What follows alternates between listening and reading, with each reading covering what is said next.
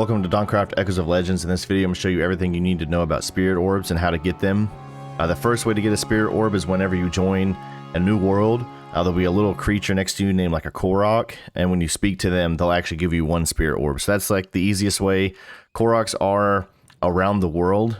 They're very hard to find in my opinion. I've not really ever found another one since then. But the main way that I know how to get Spirit Orbs are actually mazes. So I will show you what a maze looks like. I'll teleport to one now. So this is what a maze looks like. In these mazes, there's going to be different types of things you need to solve. I'm in creative mode just to show you. So each maze will be different. You are not allowed to place blocks or anything like that in these mazes, so you actually have to complete them. This one looks like a water maze, so you probably have to swim and then get like the right gear to do them. So each maze will be a different challenge. You'll just kind of have to figure out how to solve them yourself. So if you go usually to where the maze ends. So where the maze ends, most of the time there's like a lever or something, and here's where this one ends, is this one. I don't know if I'll be able to break it. I'm in creative mode, so I probably can. Yeah, I can. So whenever you get to the end of the maze, you'll actually right click this, and Spirit Orbs you'll get 2 Spirit Orbs or whatever. You'll get a certain amount. And each of them will be different amounts. Most of the time you do get 2. I've gotten a few more before. But that is the other way to get Spirit Orbs. And for Spirit Orbs to use them, we'll go back to the home base now.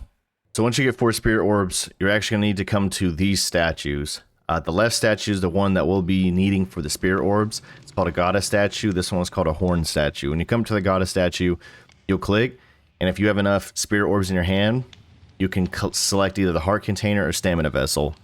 If it's early game, I would suggest going Stamina Vessel just because the dodge abilities and your ability to hit or attack is all based on stamina. So I would definitely get your stamina to a good level, but of course find your balance of like how your playstyle is. If you're attacking from long distance, maybe stamina is good. If you're really fighting up close, but you'll know whenever you fight enemies which one you need to upgrade. So it's easy with this one. I'm gonna go heart. You just select it and your heart will actually go up, so that will be used to get that. But stamina or Spirit Orbs are incredibly hard to find, so I'm going to show you the second best way to kind of go about the Spirit Orbs. I know it's not about that in this video, but this will be the actual second best way to upgrade your hearts and your stamina. So I actually have a whole video on this on my channel if you guys just want to go to that. It's about Essence, and so you probably don't know about Essence unless you fought the bosses. But Essence, if we go to the Horn statue, I'll kind of give you an idea. Essence are these circular things here. And these are much different. You can find these from boss battles. You can find these from the witches. And the rats in the game. And so there's a bunch of different ways to get essence. I have a whole video on how to farm it. So I'm going to show you a little kind of quick intro into it on this video. So essence is the way to get stronger, to get all that stuff up. So in order to get essence, we're actually going to need to go to the Corrupted Ogre. And that's the easiest one that I found. And the easiest way to get them in my opinion. So we'll go creative mode. We're going to teleport to the Corrupted Ogre, and this will be one of the bosses that you'll naturally get to whenever you kind of go about playing the game. Make this daytime. So whenever you get to the Corrupted Ogre, I believe it's the second boss, you'll find this dirt hill. Sometimes it's hard to find. This is kind of what it'll look like. It'll look like a natural hill, and there's a boss in there. You'll see his name pop up. Just look for the hill. You're going to want to kind of break, a few little holes to not let him get out. This is why I use a bow, and I got stamina instead. You'll just sit back here. You'll attack him, lower his health down, and then if the fire doesn't beat him, he'll drop an essence, and then you're going to need to defeat him. I think it was 6 times to get one. And so whenever you get a strong enough bow or a sword, you can go in there and actually fight him as well.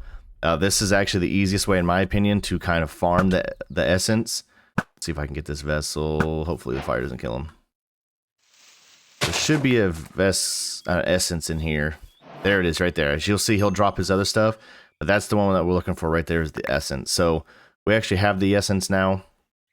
So again, you'll fight the ogre, 4 times or 6 times, and he'll end up dropping those every single time unless the fire or like a secondary way beats him.